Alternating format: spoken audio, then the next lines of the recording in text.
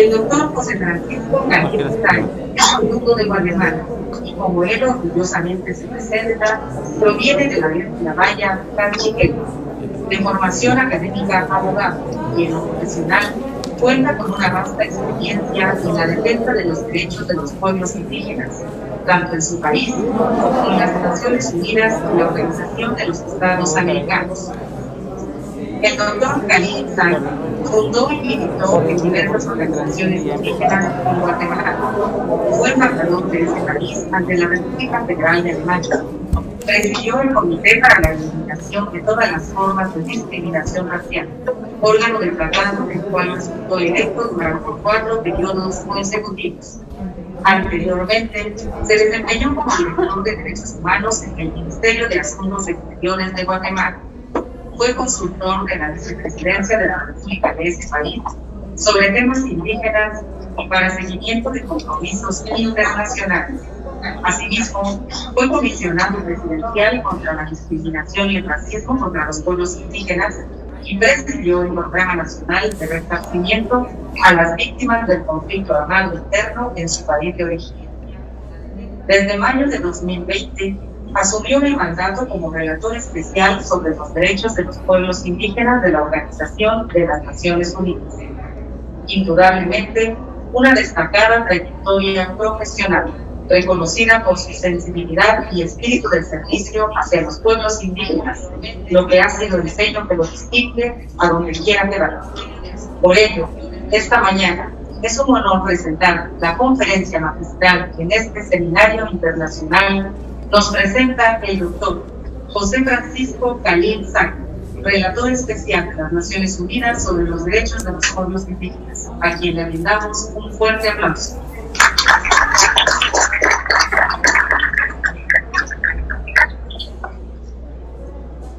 Sarasio Manojer, y Mateo Chirche, y Tamal Rey, y Tribunal Superior del Estado de Oaxaca, ICT, Sipacho y Tebajen, Chanchiverish, Cheri, Dionética, y Capitanají, Talina Minima, Mateo Chirche y Manojer. Presidente del Poder Tribunal Superior del Estado de Oaxaca, doctor Eduardo Pinal Sánchez, señor presidente de la 65 Asamblea Legislativa del Estado de Oaxaca, el Tiburcio, maestra Anaí García, secretaria de Pueblos Indígenas y Africanos del Estado de Oaxaca, el licenciado Adolfo Quino Monte, director general del Instituto Nacional de Pueblos Indígenas de México, maestra Ana Vázquez Colmenares, secretaria de Mujer del Estado de Oaxaca, doctor Víctor Manuel Martínez, representante de ciencia, doctor José Hernando Calamía, defensor del pueblo del Estado de Oaxaca, señor Justino Pérez, alcalde municipal, gracioso saludarlo, magistrado Luis Cordero Aguilar, a las magistrados que nos acompañan el día de hoy, autoridades municipales, embajador doctor Juan de Álvarez, director del archivo, muchas gracias por recibirnos acá y en su casa. El día de hoy tengo el gusto de dirigirles a ustedes algunas reflexiones sobre la evolución del Estado plurinacional en América Latina y los centros del terrorismo jurídico. Creo que hay varias situaciones que es necesario no solo reflexionar, sino compartir con ustedes las ideas de los siguientes temas. Creo que como primer tema hay que reflexionar y compartir con ustedes es identificar el pasado histórico del constitucionalismo latinoamericano, caracterizado por la utilización del sistema jurídico como instrumento de asimilación. Una segunda idea es compartir con ustedes las características principales del constitucionalismo de los años 90 y la conceptualización del Estado plurinacional. La tercera parte de esta reflexión que deseo compartir con ustedes es a partir del derecho internacional algunos casos comparados, los retos y las oportunidades del proyecto jurídico en Abya Yala. Y seguiré utilizando el término Abya Yala porque es un término que los pueblos indígenas en la década de los 90 llegaron a un consenso de utilizar la terminología del idioma Kuna, del pueblo Kuna de Panamá, Abya Yala, que para ellos Abya Yala es el continente que los que se perdieron en el mar y fueron rescatados por los hermanos y los ancestros y les dijeron que habían llegado a tierras nuevas y que aquí había civilizaciones, le llamaron América posteriormente. Creo que la primera fase del constitucionalismo de América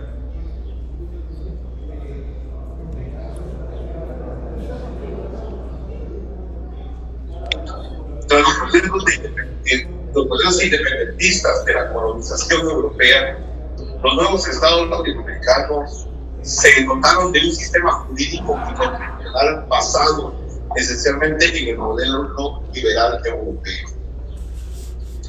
En la tradición jurídica liberal de Europa, la Constitución era una garantía para los derechos fundamentales, así como para la protección de las minorías frente a la tiranía de las mayorías. Asimismo, la Constitución era el instrumento supremo de la participación democrática y política, ya que a través de las asambleas constituyentes, los distintos interlocutores sociales que estaban llamados a definir los principios básicos del modelo institucional que regiría la estructura estatal deseada. Como se documenta en una extensa literatura, en la fase de la construcción de estas nuevas entidades estatales, los pueblos indígenas de Abya Yala fueron excluidos como interlocutores y no fueron invitadas en las fases constituyentes, no se tomaron en cuenta sus demandas, sus cosmovisiones y planes de desarrollo. Es la fase que podemos llamar del Estado Nacional los sistemas normativos estatales, incluidas las nuevas constituciones, se utilizaron como medio de asimilación de los pueblos indígenas a la cultura dominante.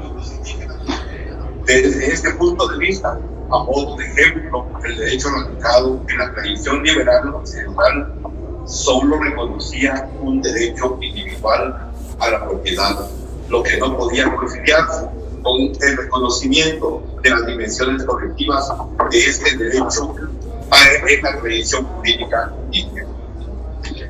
Así como el concepto de territorio como pueblos indígenas, que es mucho más amplio y complejo que el de tierra y recursos. Una de las características más importantes de estas constituciones al estilo occidental, y déjenme decirles de que tal vez no voy a usar la terminología occidental porque también hay que descolonizarnos de la visión de dónde estamos. Occidente nos queda a la izquierda, a nosotros, y Oriente a la derecha. Estamos hablando del derecho oriental, que sería el derecho europeo. Pero en nuestras concepciones todavía hablamos del derecho occidental. No tiene nada que ver China con el derecho que se utiliza acá. Pero yo creo que ese es un principio también de descolonización, de que tenemos que empezar a ver dónde estamos ubicados en este momento y nada que ver el derecho occidental con los políticos. Entonces, a partir de ahí, el derecho oriental no reconoce a los pueblos indígenas como entidades políticas y sociales colectivas, negándoles así el derecho a la libre determinación y al autogobierno. El constitucionalismo, si podemos pasar a la perspectiva 4, por favor. Todavía no hemos llegado a esa positiva. El constitucionalismo en los años 90 hacia el reconocimiento de los derechos indígenas y el proyecto de Estado plurinacional.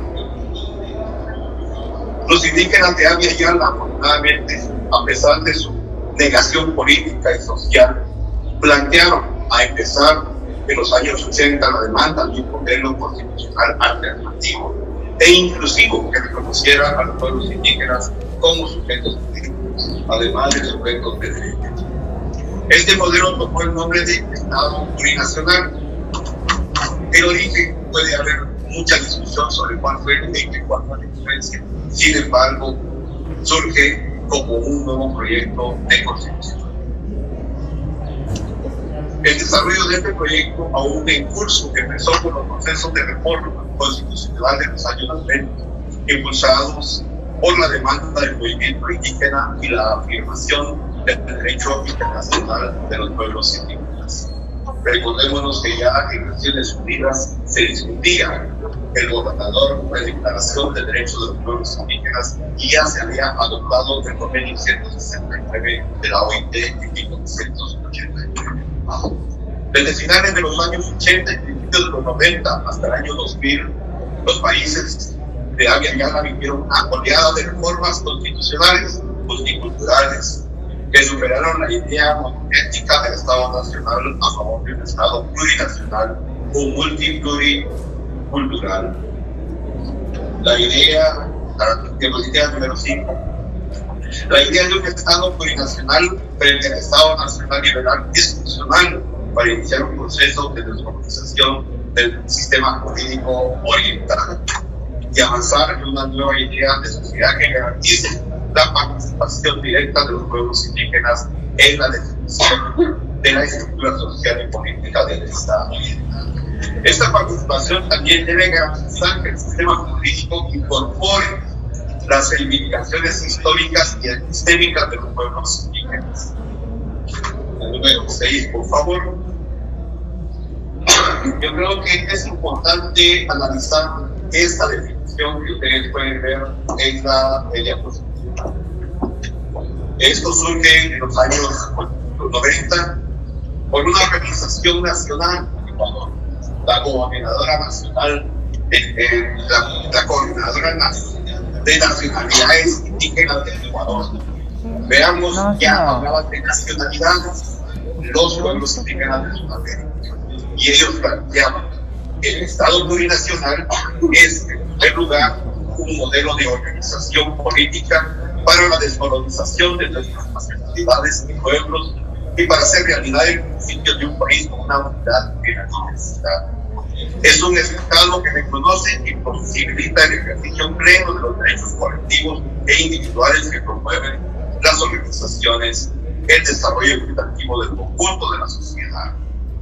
Es reconocer no solamente el aporte de los pueblos y las nacionalidades indígenas al patrimonio de la diversidad cultural, política y civilizatoria del Estado, a buscar compensar el olvido, el empobrecimiento y la discriminación de siglos de las civilizaciones indígenas.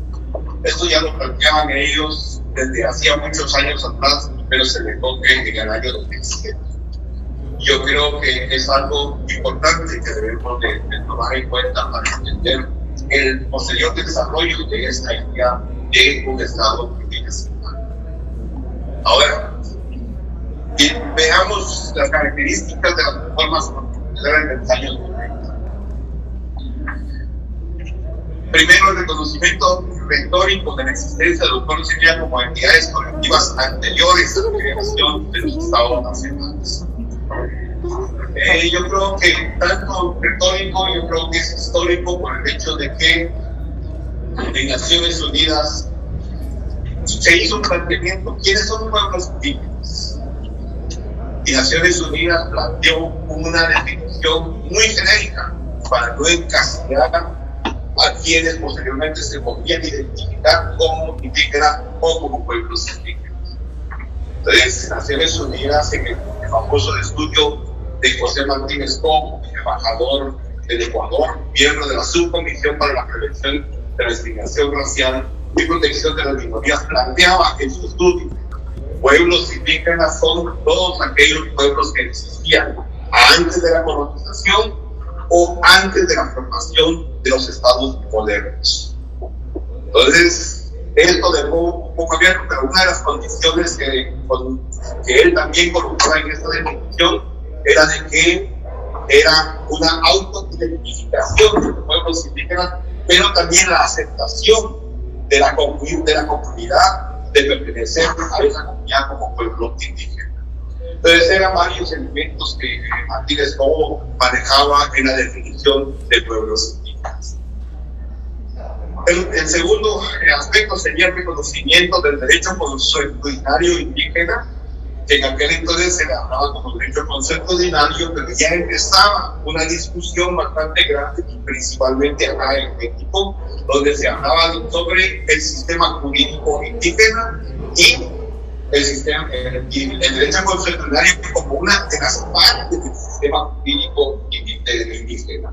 Entonces yo creo que eso es importante también clarificar.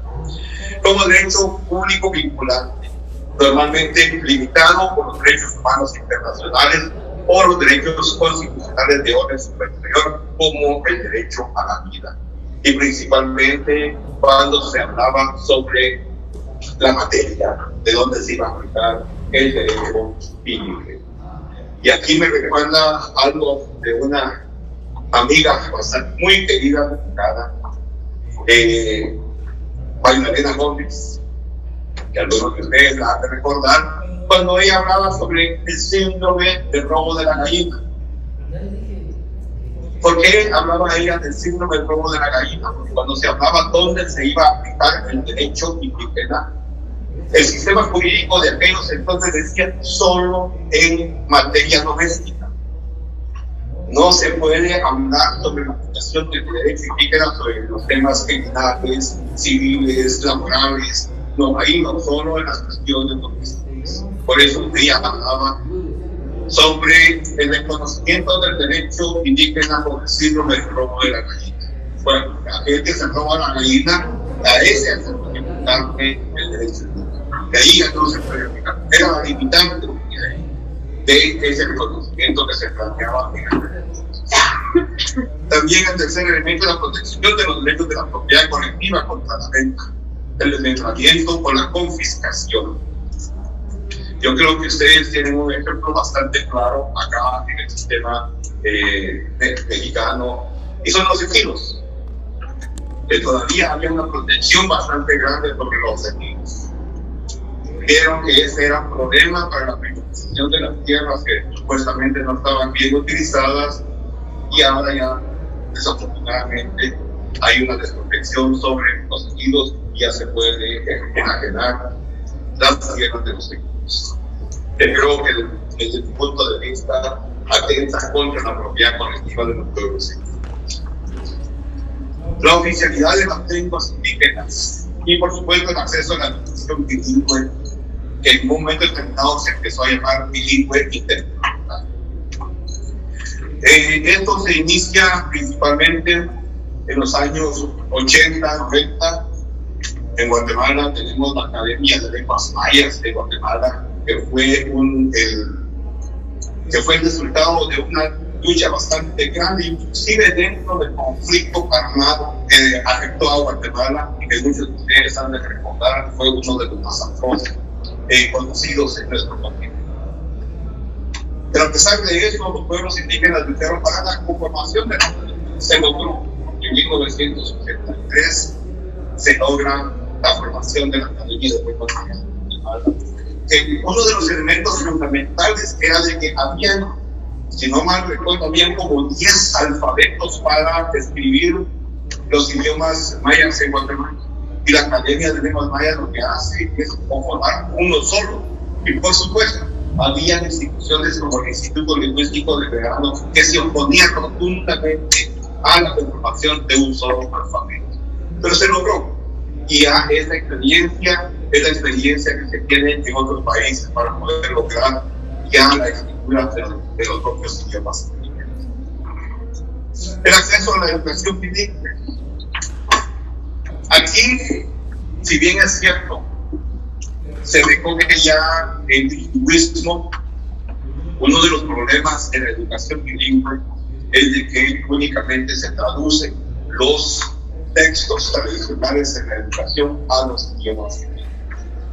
Y desde esta perspectiva personal, lo que significa es continuar con los idiomas indígenas la asimilación que se venía dando históricamente.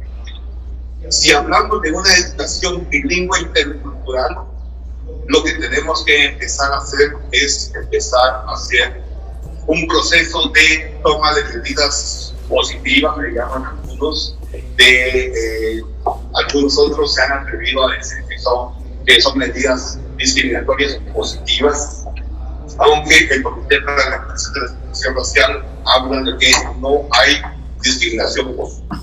Se pueden aplicar medidas positivas, acciones positivas, pero nunca una discriminación positiva. La discriminación es discriminación y siempre va a tener elementos negativos. Por lo cual, lo que se debe de implementar dentro de los estados son esencialmente medidas o acciones positivas para equilibrar y llegar a la equidad de los pueblos indígenas en las sociedades que actualmente en los pueblos indígenas. ¿Por qué se habla de esto? Porque hay una desigualdad, hay una injusticia histórica que la hemos escuchado el día de hoy y que muy correctamente lo han abordado, y que para lograr esa equidad hay que tomar medidas positivas para que se pueda combatir esa desigualdad histórica que han tenido los pueblos indígenas, principalmente en la educación. Y a partir de eso, la educación bilingüe intercultural, es necesario empezar a hablar sobre la verdadera historia de los pueblos indígenas. Porque hoy en día hay muchos indígenas que no se sienten orgullosos de decir que son indígenas, por el hecho de que siempre nos han inculcado en las escuelas de que los pueblos indígenas son haraganes, son sucios, son holgazanes, no les gusta trabajar, y bueno, hay un montón de cuestiones negativas con respecto a eso, que dan que hablar con respecto a los grandes alcances que habían tenido dentro, no solo de las ciencias, sino que también dentro de todas las prácticas diarias del fenómeno jurídico, que es el tema que nos aborda el día de hoy. Solo para contarles de que hay dos calendarios, que es solo en estos dos países nuestros, México y Guatemala, calendario azteca, calendario maya, dos de los calendarios más exactos que hay. ¿Sí? Y a pesar de esto, todavía hablan de que los conocimientos científicos de los pueblos indígenas son costumbres. Son costumbres, ¿sí? Son conocimientos tradicionales y no les dan el nivel de conocimiento científico. Entonces tenemos que empezar a descolonizarlos en ese sentido. Las constituciones de los años 90 son sin duda un logro relevante para el reconocimiento de los derechos de los pueblos indígenas, especialmente en el lado del reconocimiento del derecho colectivo a la tierra y los recursos, el reconocimiento de las lenguas indígenas y en algunos contextos el pluralismo político. México había avanzado bastante en los derechos, porque el día de hoy dar a conocer ya en este momento la decisión de la Corte de aquí de Oaxaca, yo creo que no es solamente un paso, es un salto histórico dentro del reconocimiento del pluralismo político, y que hay que felicitarnos por eso, y hay que, perdón por utilizar mi lenguaje popular, pero hay que hacer como la gallina, cacaraquear los huevos que ponemos, porque muchas veces se nos olvida publicitar las cosas positivas y se nos conoce solo por las cosas negativas que nuestros estados realizan en estos momentos. Entonces yo creo que es necesario también dar a conocer de cómo estamos contribuyendo para el reconocimiento de ese pluralismo político en este momento.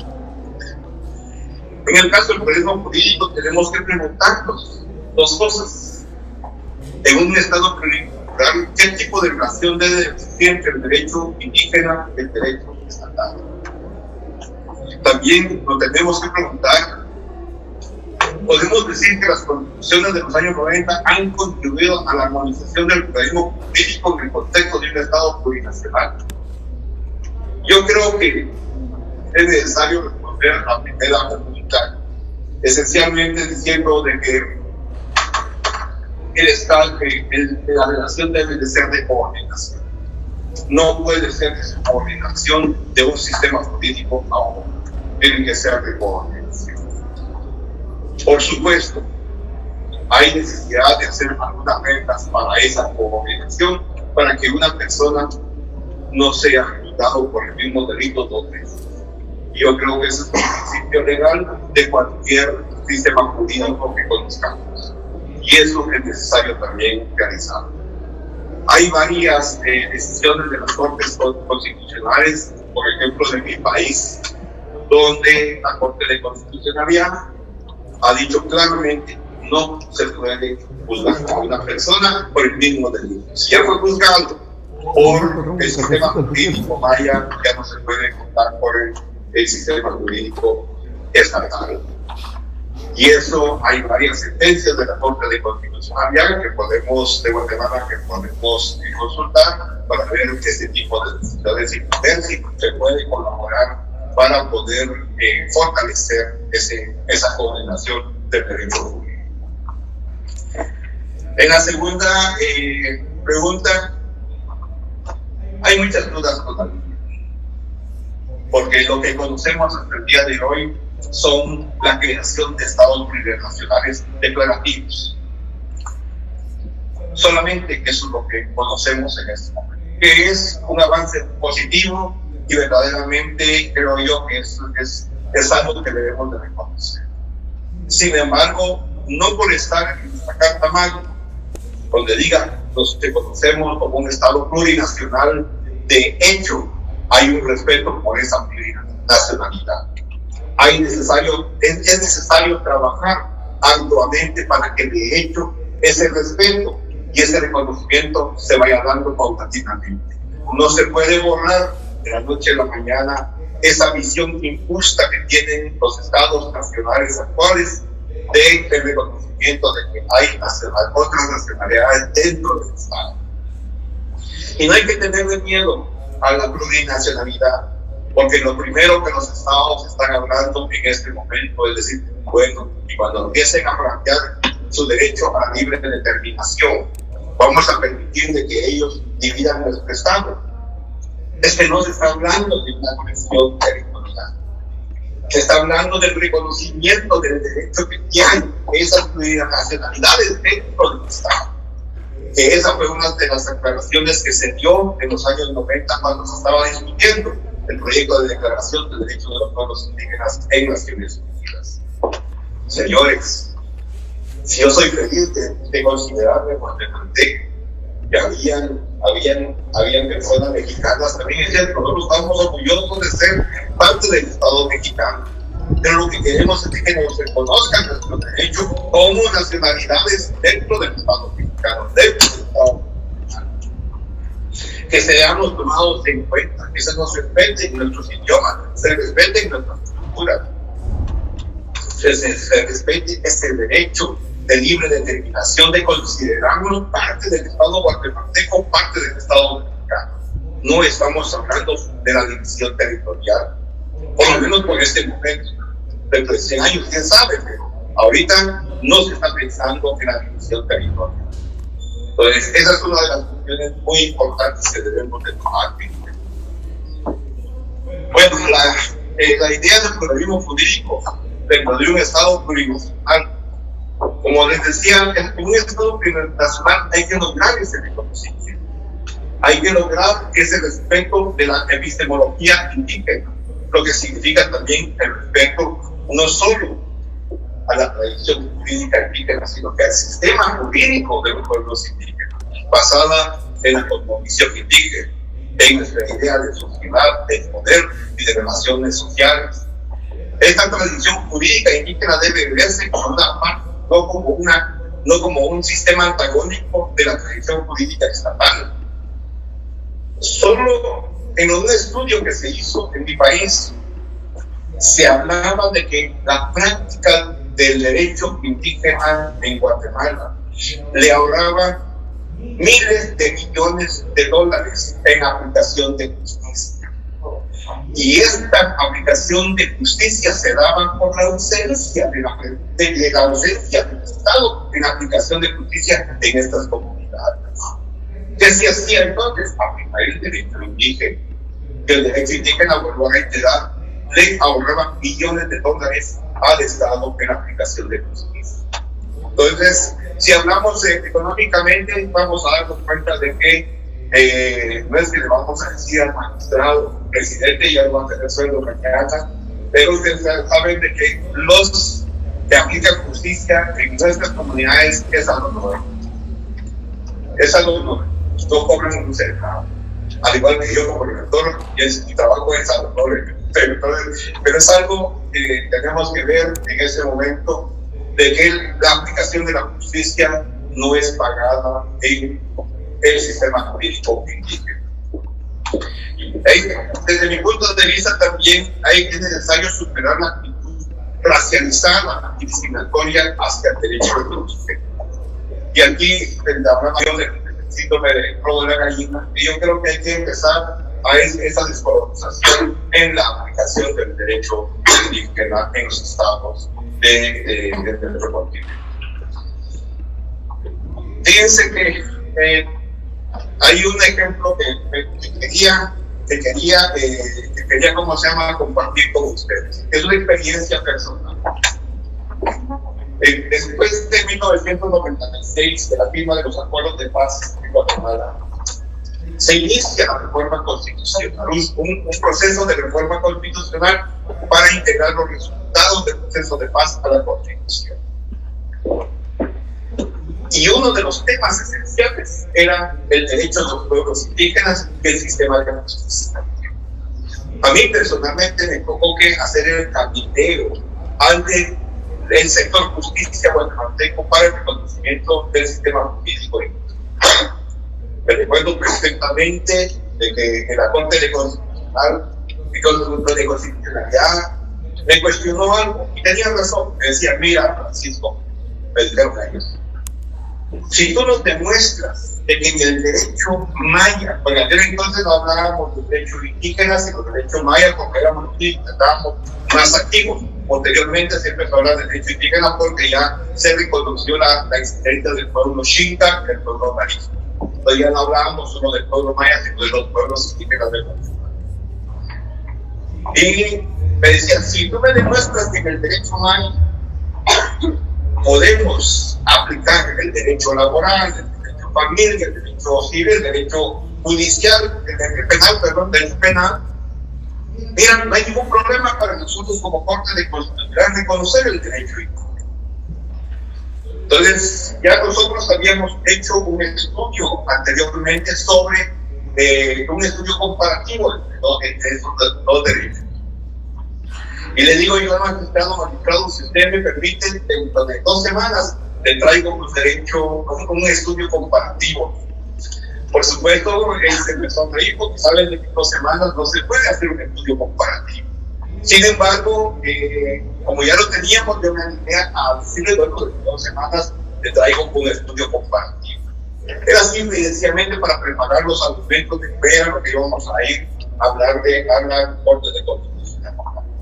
A las 2 semanas regreso y digo el estudio comparativo, les doy elementos y ejemplos claros de cómo se puede aplicar en cada una de las. Y la Corte me dice, Francisco, no hay duda de que ustedes han hecho su trabajo, han hecho su tarea, pero déjame decirte ahora, ya que no te pudimos convencer de que no hay materia dentro del derecho maya, dentro del derecho indígena, de que aquí el problema no es jurídico, aquí el problema es político. Los 2 sistemas han coexistido históricamente en el Estado. El problema político que nos has puesto en las manos es de que ahora falta ese reconocimiento, y ese reconocimiento tiene que pasar por la decisión política. Y ahí es el problema, porque nosotros pensamos de que el Estado no va a tomar la decisión política de reconocer la existencia de otro sistema jurídico que ha existido, que ha coexistido históricamente, pero que ha sido discriminado y no ha sido reconocido. Afortunadamente se reconoció políticamente también el sistema jurídico indígena en Guatemala. Sin embargo, ya en las reformas constitucionales se logró. Sin embargo, ustedes saben que las reformas constitucionales tienen otro sistema de poder, tener que aval de la ciudadanía en la consulta o en el referéndum que se hacen en los diferentes países. En el referéndum o la consulta popular que le llamaban Consejo Guatemala, da la casualidad que en la mayoría de allá no son estados, son departamentos donde hay poca población indígena, ganó el no, y donde hay población indígena ganó el sí. Pero por la distribución que hay, no se logró que pasaran las reformas constitucionales en nuestro país. Entonces sigue todavía sin el reconocimiento político del sistema político de Guatemala, aunque ya las cortes están aplicando y están reconociendo la aplicación del derecho indígena en nuestro país. Entonces, como les vuelvo a reiterar, hay muchas sentencias que se pueden consultar y que pueden ayudar a ese reconocimiento de la coordinación de ambos sistemas. Muy bien, ya explicado esta situación, creo de que es necesario hablar esencialmente si podemos decir que las constituciones de los años 90 contribuyeron a la armonización del pluralismo político en el contexto de un Estado plurinacional. Creo que sí, y eso esencialmente por la cuestión del reconocimiento que tiene el sistema político indígena en el derecho internacional, especialmente de los derechos humanos. Y el trabajo realizado por esta relatoría sobre la documentación de violaciones en el ámbito del acceso a la justicia y la justicia indígena demuestra realmente de que es necesario el reconocimiento institucional del derecho indígena al sistema político indígena dentro de los estados. En el año 2019, mi predecesora, la señora Vicky Carmen Corpus, dedicó un informe temático al acceso a la justicia ordinaria e indígena, el cual ustedes también pueden consultarlo, está colgado en la página electrónica de la relatoría, y es de muy fácil acceso a estos informes. Y antes de responder a la pregunta que hacía anteriormente, me gustaría mostrar algunos datos importantes que se desprenden del informe y que subrayan la importancia de reconocer la justicia indígena en el sistema político estatal. Independientemente del reconocimiento estatal del derecho indígena, se aplica de facto o de hecho, como les decía anteriormente, incluso en los casos en que el sistema de justicia comunitaria es el único reconocido como un proceso de aplicación de justicia. En la práctica, los pueblos indígenas siguen recurriendo a los mecanismos de justicia constitucionaria por el sistema jurídico indígena la gran mayoría de las veces. Como ustedes saben, no estoy seguro si aquí en México, pero en mi país por lo menos, los alcaldes también tenían la potestad de aplicar justicia, pero esencialmente eran jueces de paz. En aquel entonces no estoy seguro si aquí en México era igual. Sin embargo, después de la reforma constitucional, de la nueva constitución que fue elaborada en 1985, ya se separaron las funciones de los alcaldes y la aplicación de la ley de paz a los alcaldes.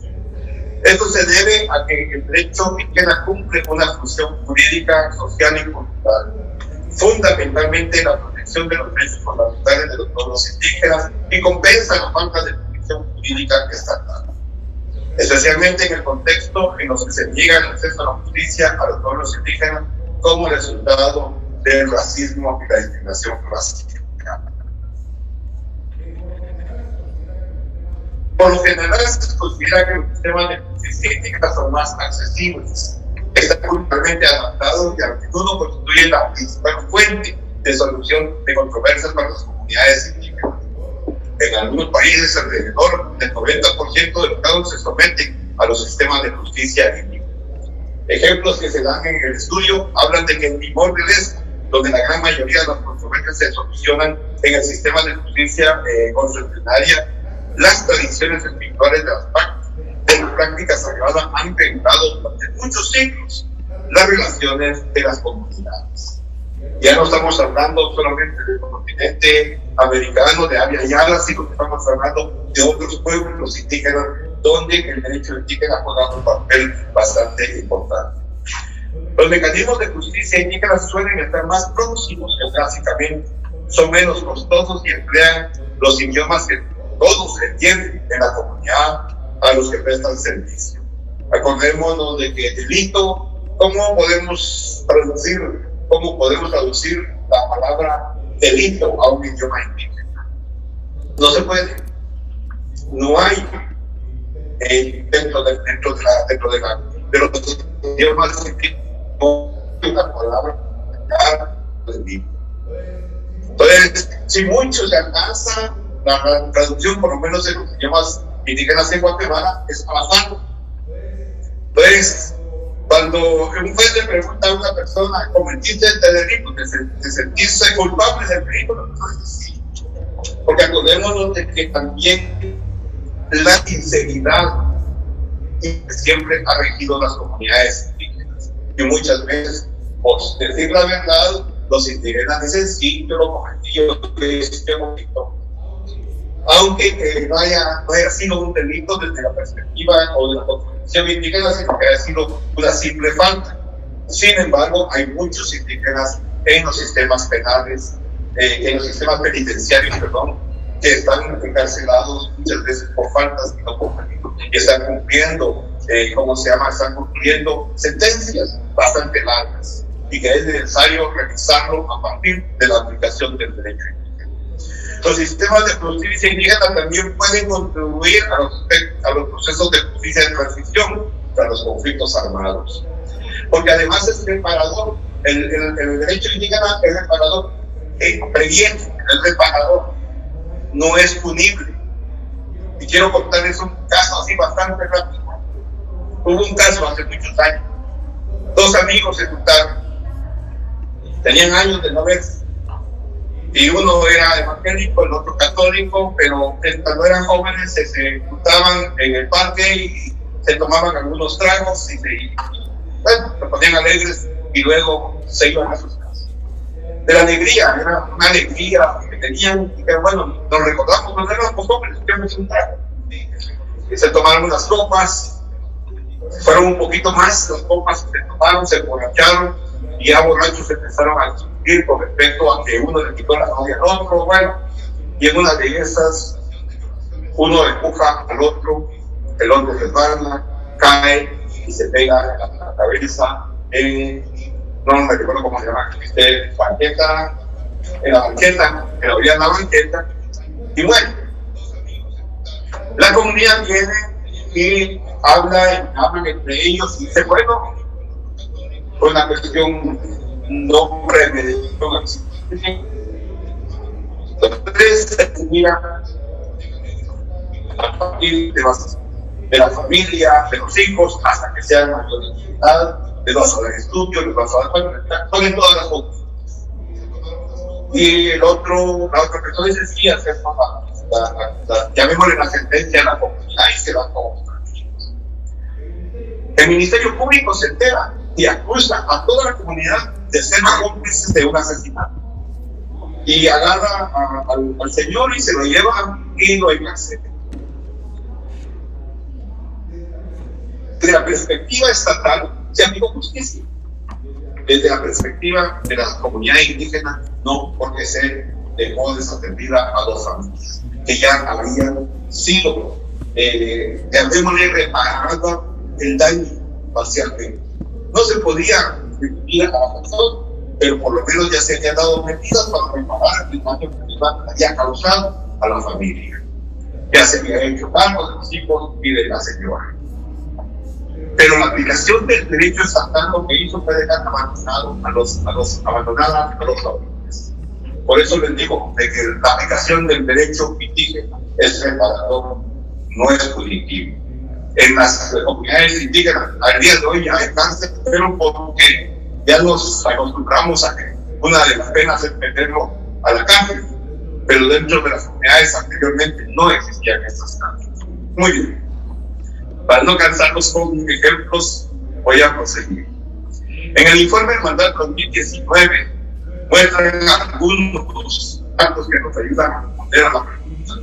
Incluso cuando los estados otorgan reconocimiento jurídico a los sistemas de justicia indígena, Suelen haber leyes que restringen el alcance de la definición indígena, muchas veces limitando su competencia a los delitos leves en los ámbitos de defensa personal, material y territorial que ocurren dentro de los límites territoriales de una comunidad indígena. Volvemos a lo que hablábamos sobre el síndrome del robo de la gallina. El anterior relator especial James Anaya recomendó que la jurisdicción indígena no se limitase necesariamente a los hechos ocurridos dentro del ámbito territorial de una comunidad en particular y entre miembros de la misma comunidad o pueblos indígenas. ¿Qué es lo que él decía? Y esa es la discusión también: ¿a quién se le va a aplicar el derecho indígena? ¿Solo a los indígenas o a personas no indígenas también? El relator especial James Anaya decía: no, se tiene que aplicar a todos, mientras la falta o el delito sea cometido en territorio indígena, el derecho indígena es relevante. Y esto es a partir también de experiencias de las cortes indígenas que hay en Estados Unidos y en Canadá. En Estados Unidos hay territorio indígena, hay jurisdicción indígena en esos territorios. Por supuesto, también hay sus limitantes en Estados Unidos y en Canadá, porque hay delitos que son considerados delitos federales, y ahí sí la Corte Federal es la que interviene y no intervienen las cortes indígenas. Entonces, por eso les decía, hay una necesidad de una coordinación y hay que poner reglas claras con respecto a ese tipo de coordinación de servicios. Las autoridades estatales deberían considerar la posibilidad de reconocer la facultad de las autoridades de la justicia indígena para dirigir cuestiones relativas a personas y entidades no indígenas que sean de sus tierras. Los que decían que eso decía el redactor James Anaya también en dichos. Esto lo que nos demuestra es cómo el reconocimiento efectivo del pluralismo jurídico está todavía muy lejos, a pesar del reconocimiento constitucional. A la luz del derecho internacional de los derechos humanos, me gustaría subrayar que existe una profunda relación entre el reconocimiento de ciertos derechos colectivos de los pueblos indígenas y el pluralismo jurídico, tal y como se concibe en el contexto de un Estado plurinacional. Me gustaría destacar la importancia de reconocer y aplicar el reconocimiento efectivo del derecho a la libre expresión y el autogobierno, tal y como se establece en las diversas fuentes del derecho internacional. Ya el magistrado presidente hoy día hablaba en su intervención de que uno de los, llamémosle, compromisos todavía que los estados deben de cumplir y de llegar a cumplir, ese es el reconocimiento al derecho a la libre determinación.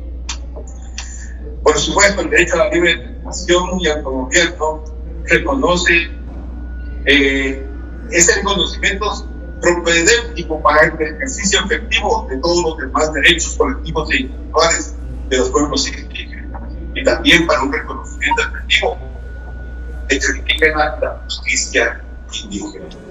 Este derecho también es establecido a nivel internacional, donde, por ejemplo, el artículo 3 de la Declaración de la ONU sobre los derechos de los pueblos indígenas establece que los pueblos indígenas tienen derecho a la libre determinación.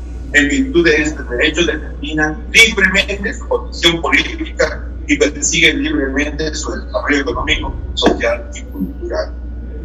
El derecho al gobierno es un corolario del derecho a la libre determinación, como se indica en el artículo 4 de la Declaración de la ONU. Los pueblos indígenas, en ejercicio de su derecho a la libre determinación, tienen derecho a la autonomía o al autogobierno en las cuestiones relacionadas con sus asuntos internos y locales, así como a disponer de medios para financiar sus funciones autónomas.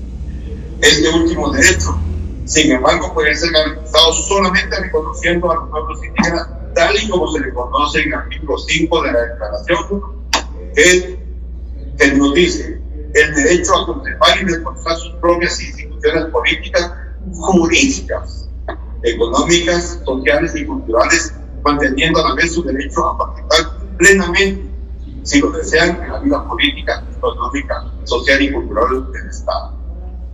Mientras que muchas constituciones hasta la fecha no reconocen el derecho a la libre determinación y el derecho al gobierno indígena, las que lo hacen no hacen siguiente establecido en el derecho internacional. Por eso no es solamente el hecho de que hayan sido reconocidos o que sea declarativa del reconocimiento, inclusive en las mismas constituciones, si de hecho todavía no se da. es que es un proceso que se debe de llevar. Por supuesto, va a llevar mucho tiempo porque va a encontrarse con barreras, va a encontrarse con obstáculos en el camino para poder ejercer este derecho, pero hay que hacer el intento. Decían que vale más intentarlo que no hacerlo. Uno de los principales problemas se refiere a la no inclusión de las estructuras territoriales de gobiernos indígenas entre las estructuras de poder político descentralizado a la par de, por ejemplo, las provincias o los municipios. Los estados en este momento han creado estructuras que quieren debilitar a las autoridades indígenas tradicionales. Puedo poner ejemplos en América Latina o en África, cómo los gobiernos han hecho esos lados. En mi país,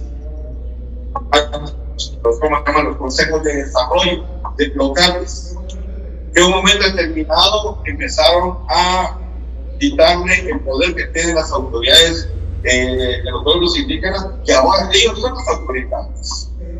Pero estas personas no han sido reconocidas por las comunidades como autoridades, sino que son agentes de desarrollo. No son autoridades. Y ese es el peligro que hay cuando empezamos a ver todo lo que se está viendo en este momento en nuestro país. Muy bien. El derecho internacional consagra la obligación de los estados en dar un conocimiento efectivo al derecho y la justicia indígena. Según lo dispuesto en el artículo 4 de la Declaración de las Naciones Unidas sobre los Derechos de los Pueblos Indígenas, en ejercicio de su derecho de la libre definición, los pueblos indígenas tienen derecho a la autonomía o al gobierno en las cuestiones relacionadas con los asuntos internos y locales, así como a los medios para realizar instituciones. Por supuesto, ahí menciona nuevamente todos los artículos que mencioné anteriormente, y si queremos mencionar el convenio 169 sobre pueblos indígenas integrales de 1939 de la OIT, podemos ver que la Organización Internacional del Trabajo también comprendió el reconocimiento de los sistemas de justicia indígena. El artículo 8 establece que se han de reconocer las costumbres, el derecho constitucional y las instituciones indígenas, siempre que esas no sean incompatibles con los derechos fundamentales definidos por el sistema jurídico nacional o los derechos humanos internacionalmente reconocidos.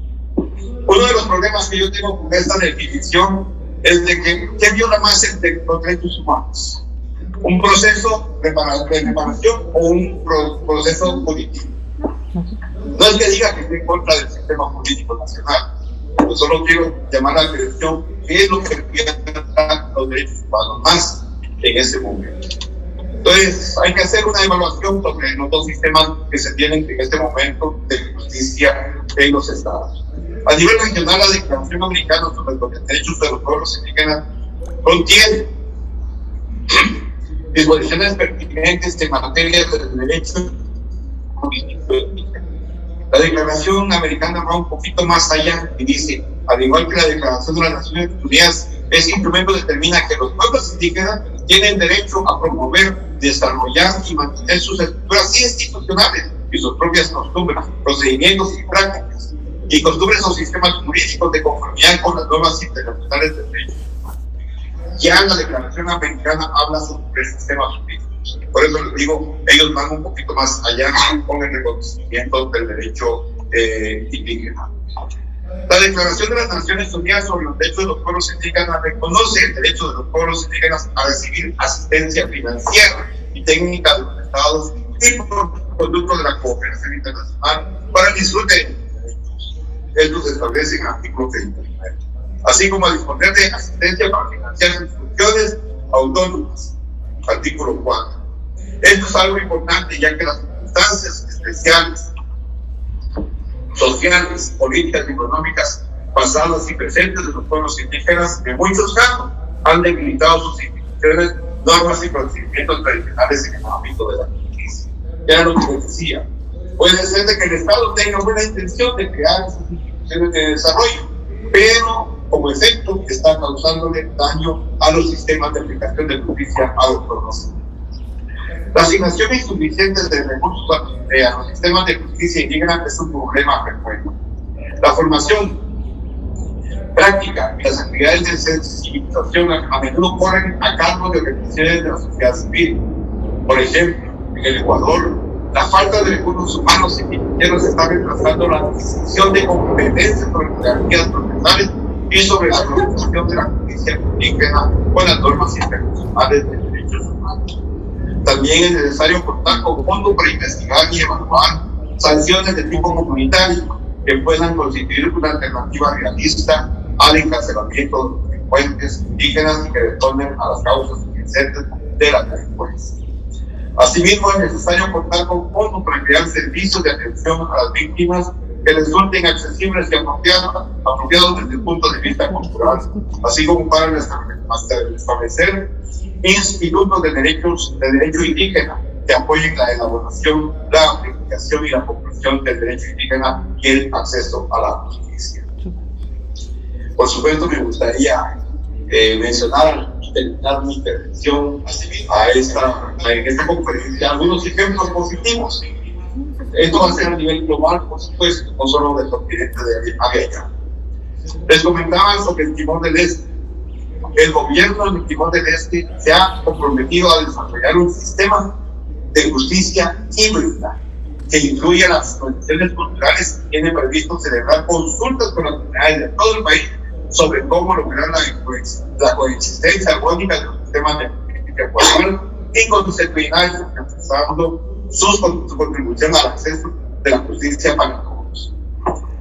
En el Yukon, en Canadá, el acuerdo del Consejo de los Teslin creó un tribunal pacificador comunitario que utiliza procesos propios de los clanes para la resolución de conflictos y comprende disposiciones sobre la mediación ejecutiva y correctiva. En el acuerdo se describe asimismo la integración entre el tribunal pacificador y el sistema de justicia ordinaria. El sistema de tribunales de las naciones Navajo de Arizona, Estados Unidos, ha contribuido al redescubrimiento y la revitalización de la justicia de los Navajos y sienta sus bases en el derecho constitucionario y los valores navajos para dictar decisiones. Los tribunales de la nación Navajo juzgan asuntos penales y civiles dentro del fuero territorial de la nación Navajo. En Australia, el Tribunal Comorí de Menores de Victoria cuenta con el asesoramiento de ancianos de la comunidad Comorí para tratar las actuaciones de modo que resulten más adecuadas desde el punto de vista cultural, así como para identificar penas alternativas y reducir el número de encarcelamientos. En Nueva Zelanda, el Servicio de Rehabilitación y Reinserción del Departamento de Penitenciaría ofrece varios programas terapéuticos basados en conceptos y valores de los Ticanca o costumbres maoríes, que entre otras cosas conectan a los reclusos con los distintos niveles de la organización social maorí antes de su puesta en liberación. En el Canadá, el personal judicial indígena tiene la función de suministrar información al Ministerio Fiscal y a los jueces sobre la historia y las circunstancias del acusado, así como acerca de las opciones no privativas del hospital y otras alternativas comunitarias. Los jueces canadienses deben tener presentes los factores históricos adversos que afectan a los delincuentes indígenas antes de adoptar una decisión sobre la pena o la libertad provisional y antes de proponer soluciones alternativas a la privación de libertad o la prisión. El programa de justicia indígena de Canadá también brinda apoyo a los programas comunitarios de justicia indígena que ofrecen alternativas a los procesos judiciales habituales con las circunstancias cuando las circunstancias lo permiten. Los estados han reconocido la importancia de familiarizar a los jueces, los funcionarios judiciales y otros funcionarios encargados de hacer cumplir la ley con las costumbres y prácticas de los pueblos indígenas. La inclusión del derecho constitucional indígena en la formación práctica de los planes de estudio de las escuelas judiciales y de derecho, habría que ver los grados dobles de derecho que abarcan ambos sistemas, y la educación permanente, cursillos, seminarios, conferencias, viajes de inmersión cultural y visitas de la mano de representantes indígenas son ejemplos de algunas medidas positivas. Creo que habría que destacar de esto la importancia de promover la educación pluricultural en un Estado plurinacional. Para ello es necesario poner en marcha programas de formación de jueces y funcionarios jurídicos en la tradición jurídica indígena y convertirla en una asignatura obligatoria en las facultades de Derecho. También es necesaria la participación de los indígenas en el ordenamiento jurídico estatal. Y, por supuesto, implementar el derecho de los pueblos indígenas establecido en la Declaración de la ONU sobre los derechos indígenas, por ejemplo, fortalecimiento del derecho a la libre determinación, indígenas como sujetos de derechos públicos.